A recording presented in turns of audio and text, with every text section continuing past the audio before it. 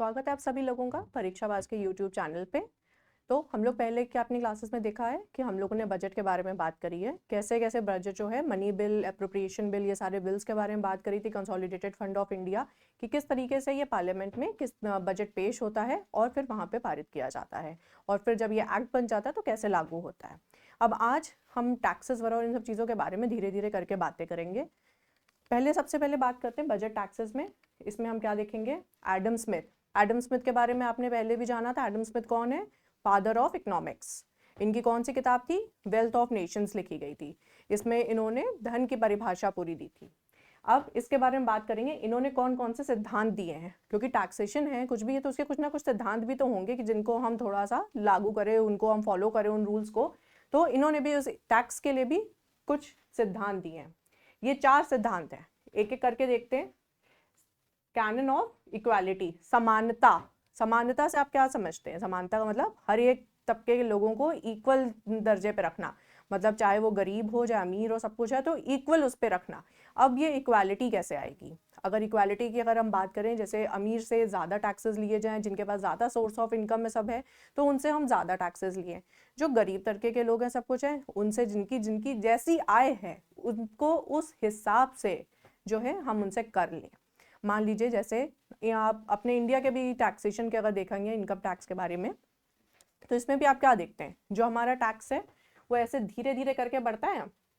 जो अभी नया टैक्स टेबल भी आया है उसके बारे में भी हम लोग बात करेंगे। क्या रहेगा? 5% पे, फिर 10%, फिर 15%, फिर 20%, इस तरीके से बढ़ता है।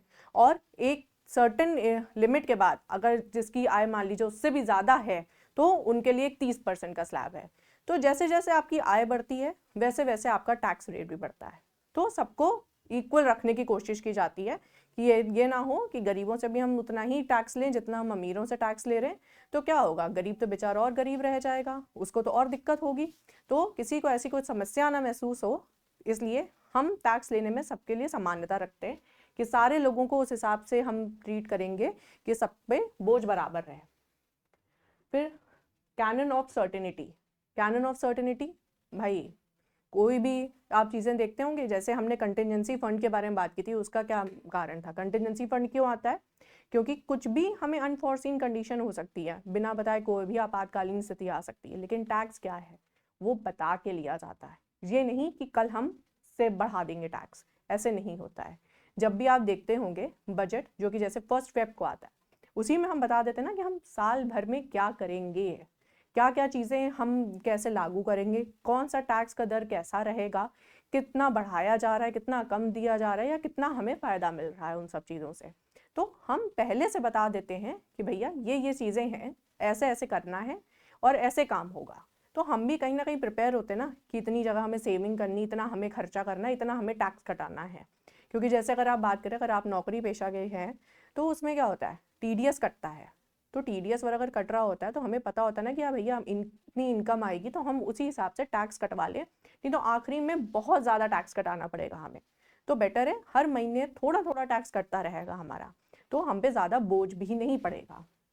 इसीलिए अगर हमको पहले से बता दिया जाएगा किस स्लैब में कैसे लोगों को टैक्सेस कट रहे हैं, जैसे जीएसटी वगैरह भी है, किसी चीज़ में बढ़ाना है घटाना है, तो वो साल भर के स्टार्टिंग में आपको बता दिया जाता है। 1 फेब को जो बजट आएगा, जब बजट 1 अप्रैल से लागू होना है, तब आपको सब पता होगा कि इस फाइनेंशियल ईयर में हमारा कौन सा दर कौन सा कर किस दर पे लगा हुआ है। कम से कम पूरे साल का हमें पता है कि कैसे काम होगा। तो इसका क्या है, सर्टिनिटी, मतलब हमें पहले से पता है सब कुछ। कैनन ऑफ कन्वीनियंस, मतलब सुविधा। अगर हम देखें, मान के चले कि क्या है, बात करी गई थी क्या कि कल्याण की बात करी गई थी, हम लोगों के कल्याण के बारे में बात करी गई थी। तो उस तरह से अगर हम कर ले रहे हैं तो उसमें हमें कोई असुविधा ना हो, मतलब हमें देने में दिक्कतें ना हो, हमें जमा करने में दिक्कतें ना हो, वो प्रॉब्लम्स ना फेस करनी पड़े। जैसे पहले आप देखते थे बहुत ज़्यादा पेपर वर्क होता था, सब कुछ है। अब जैसे जैसे हम डिजिटलाइज होते चले जा रहे हैं तो डिजिटल इंडिया के हिसाब से सारा चीज़ें, अब हमारा आयकर वगैरह भी सब कुछ ऑनलाइन होता चला जा रहा है। तो हमें धीरे धीरे और सुविधाएं मिलती हैं, हम घर बैठे बैठे कर सकते हैं काम अपना। आप ऑनलाइन भी देखेंगे बहुत सारे चैनल्स के थ्रू आपको ये भी सिखाया जाएगा कि आपको कैसे अपना आयकर भरना है। तो एक आम जनता भी सीख सकती है और जितना भी आयकर वालों से अगर आप चाहें तो आपको सुविधा के लिए उन्होंने 24/7 उन्होंने जो है मेरे ख्याल से 12 घंटे का शायद कुछ ऐसा है जो उन्होंने आवर्स अपने दिए हुए हैं कि आप अपने टोल फ्री नंबर पे भी कॉल करिए हमारे, तो इनसे आप बात कर सकते हैं। कोई भी आपको जानकारी चाहिए, कुछ भी जानकारी चाहिए, वो आपको जानकारी भी देंगे। तो क्या है, हमें सुविधाएं दी जा रही है ना, कि एक आम नागरिक को भी ये ना हो कि हमें सीए के पास जाना है, उसके खर्चे भी देने हैं, हमें वो सब भी झंझट करने की जरूरत नहीं है। घर बैठे बैठे जो चाहिए सुविधा, आयकर विभाग को भी आप डायरेक्ट फ़ोन करिए और बात करिए उनसे, और उन वो सुविधाएं हम ही लोगों के लिए जो दी है। तो क्या है, अगर हम तीसरे सिद्धांत के बारे में बात करें, सुविधा, कोई भी कर होगा वो सुविधाजनक हो। ये नहीं कि हम पे वो बोझ लगे, हमको लगे अरे भगवान हमें कोई डेडलाइन से पहले बस किसी तरीके से कोई भरवा दे, हम इधर से उधर जाएं, परेशान हो, क्या फ़ायदा उससे। सबसे अच्छा क्या है, घर बैठे बैठे सुकून से अपना हम आयकर भर सकें। अगर आप लोग चाहेंगे तो आयकर भरना भी सिखा दिया जाएगा यहाँ। फिर जब नौकरी लग जाएगी आप लोगों को, तो आ जाइएगा परीक्षावास के पास, आप लोगों को आयकर भरना भी सिखा देंगे। अर्थव्यवस्था का सिद्धांत, कैनन ऑफ इकोनॉमी। अब कैनन ऑफ इकोनॉमी में क्या बात करते हैं कि भैया ऐसा ना हो कि हमें 100%, जैसे मान लीजिए 100 रुपये अगर हमें मिल रहे हैं कर से, और उस कर को 100 रुपये इकट्ठा करने के लिए हम 90 रुपये खर्च कर दें, तो क्या फ़ायदा रह गया 10 रुपये का। सिर्फ 10 रुपये कमाने के लिए थोड़ी ना बैठी हुई सरकार। तो इस तरीके से हम अपनी पॉलिसीज़ को बनाएं कि हमें उससे फ़ायदा हो। ये ना हो कि हम 100 रुपये इकट्ठा करने के लिए इतने लोगों को रिक्रूट कर दे, इतना तामझाम कर ले कि उसके लिए आधे से ज़्यादा पैसा तो हमारा इन्हीं सब चीज़ों में खर्च हो जाए और कर मुट्ठी भर आए। तो ऐसा नहीं, ऐसी तरीके से हमें पूरी सुविधाएं बनानी है, इस तरीके से पूरा हमें करना है कि हमें उससे फ़ायदा मिले। ये नहीं कि लोगों से टैक्स कलेक्ट करने में हमें दिक्कत होने लग जाए। अभी भी आप देखते होंगे बहुत सारे लोग जीएसटी वगैरह नहीं पे करते हैं, जीएसटी नंबर तक नहीं लिया लोगों ने, ऐसे ही काम कर रहे हैं। कई दुकानों में अगर आप जाएं तो कई बार होता है, कहेंगे अगर आप जीएसटी बिल नहीं लेंगे तो हम आपको इतनी छूट दे देंगे। वो क्या है, कर की चोरी कर रहे हैं जैसे। लेकिन अगर हम लोग भी सारे लोग जानकार रहेंगे, जागरूक रहेंगे, तो हम लोग भी कहेंगे कि नहीं नहीं भाई हम अपना टैक्स देंगे। अगर हम लोग भी ये काम करने लग जाएं तो आयकर विभाग को लोगों को इंस्पेक्शन करने के लिए ना भेजना पड़े। अब जितनी टीमें हम इंस्पेक्शन करने के लिए भेजेंगे उतना ही रिक्रूटमेंट में हमारा पैसा खर्च होगा, उतना ही जो है लोगों को टीए डीए भी देना पड़ेगा कि भैया लोग एक दूसरे से दूसरी जगह पे जा रहे हैं ऑडिट करने के लिए, इंस्पेक्शन करने के लिए, तो क्या फ़ायदा। तो इसी तरीके से ये 4 सिद्धांत दिए गए जिनको मद्देनज़र रखते हुए ही हम जो है टैक्स का अपना पूरा स्ट्रक्चर बनाते हैं कि सबको समानता से देखा जाए। जो जिस तबके में है, लोअर मिडिल क्लास है तो उसको वैसे, मिडिल क्लास है तो उसको उस तरीके से, हाई इनकम वाले लोग हैं तो उनको उस तरीके से जो है टैक्स देना पड़े। उसके बाद सबको पहले से बता दिया जाए भाई दूसरे नंबर पे कि सबको साल भर ये टैक्स देने हैं। तीसरे नंबर पे किसी को कोई दिक्कत ना हो टैक्स देने में, भाई घर बैठे बैठे आराम से टैक्स दिया जाए। और चौथे नंबर पे कि हमको टैक्स अगर दे रहे हैं तो हमको उसमें से प्रॉफिट हो, ना कि उससे ज़्यादा हमको खर्चा करना पड़े टैक्स इकट्ठा करने में। तो एडम स्मिथ के ये कुछ 4 सिद्धांत हैं जिनको देखते हुए ही टैक्स के कलेक्शन किया जाता है। आगे हम बात करते हैं क्या कितने प्रकार के टैक्सेस होते हैं। नाम से ही देखा जा रहा है, प्रोपोर्शनल टैक्स, आनुपातिक टैक्स, मतलब आपकी इनकम कुछ भी हो टैक्स इतना ही रहेगा। मान लीजिए ये 30% पे है तो आपकी इनकम कुछ भी हो, हमें उससे कोई फर्क नहीं पड़ता भैया, हम टैक्स लेंगे 30% पे ही टैक्स लिया जाएगा। तो ये होता है एक प्रोपोर्शनल टैक्स, मतलब कुछ भी रहेगा, हमें इनकम से कोई मतलब नहीं। 1 लाख इनकम में तो भी 30%, 20 लाख इनकम में तो भी 30%। फिर दूसरा बात करें प्रोग्रेसिव टैक्स, जो हमारे इंडिया में भी इनकम टैक्स वगैरह पे पूरा चलता है। वो क्या होगा, धीरे धीरे करके बढ़ता है, मतलब मान लीजिए 5% हुआ, फिर 10%, फिर 20%, इस तरीके से धीरे धीरे करके ये बढ़ता है। इससे क्या फ़ायदा होगा, जिसकी आय कम है उनको कम टैक्स देना पड़ेगा, जिनकी आय ज़्यादा है वो ज़्यादा टैक्स देंगे, क्योंकि वो अफोर्ड कर सकते हैं, वो उतनी सेविंग्स भी कर सकते हैं और उतने में खर्चा भी कम रहा है। जिनकी साल भर की इनकम 20 लाख है तो भैया उनके पास अच्छा पैसा है, वो 30% में अगर हम आपसे मांगेंगे टैक्स तो वो दे सकते हैं। लेकिन इनकम जिनकी 1 लाख रुपए है उसमें से अगर हम 30% टैक्स ले लेंगे तो क्या बचेगा उनके पास। तो इस तरीके से हमने देखा, इस साल तो आपने देखा होगा अभी बजट की बात करी गई थी, 7 लाख पे कोई कर नहीं लिया जा रहा है। बहुत अच्छी बात है, धीरे धीरे और रिफॉर्म्स होंगे, शायद हमारे लिए अच्छी बात रहेगी।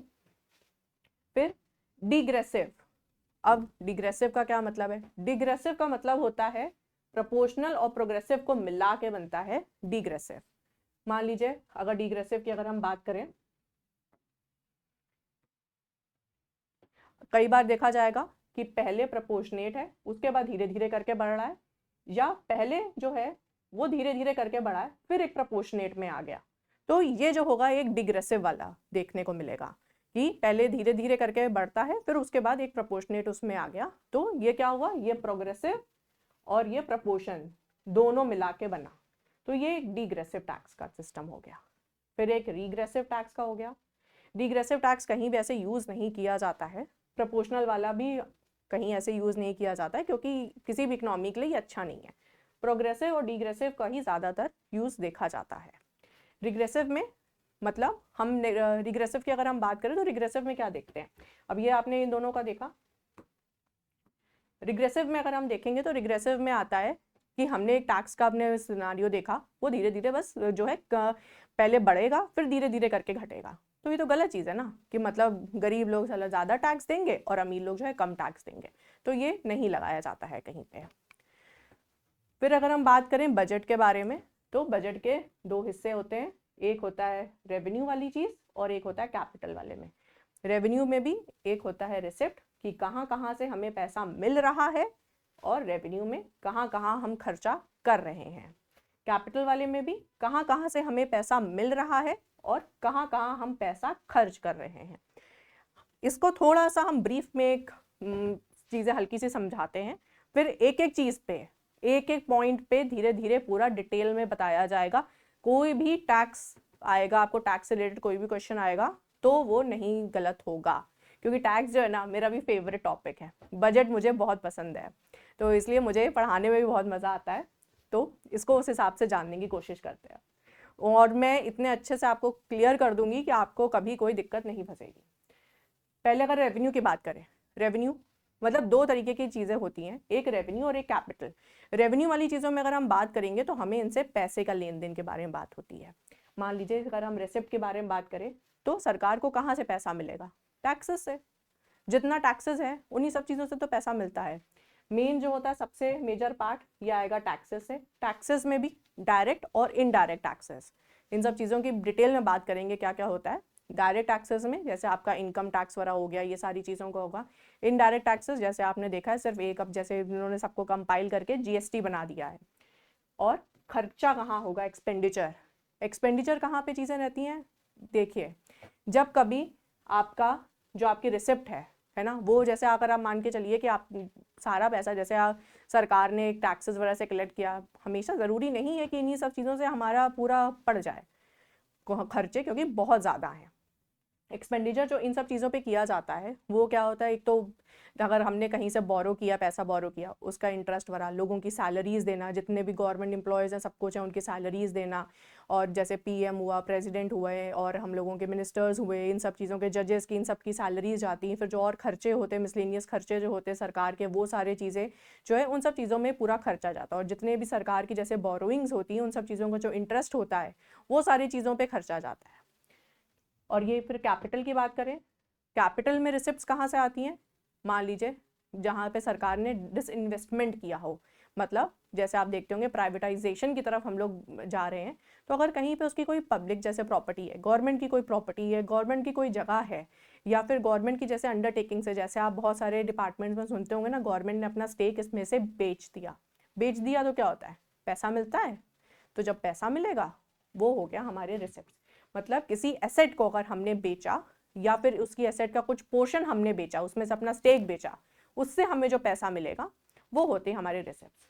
और एक्सपेंडिचर तो हमारे कल्याण के लिए किया जाता है। अभी अभी आपने देखा होगा कि कैपिटल एक्सपेंडिचर में इस बार वाले बजट में आया है कि कैपिटल एक्सपेंडिचर में सरकार ने बहुत अच्छा स्पेंड किया है, तो एक अच्छी चीज़ है, क्योंकि ये इंफ्रास्ट्रक्चर वगैरह पे डेवलपमेंट भी किया जा रहा है। बिल्डिंग्स बनाई जा रही हैं आपके लिए, आपके फ्लाईओवर्स बनाए जा रहे हैं, हाईवेज बनाए जा रहे हैं, ये सारी चीज़ें बनती हैं।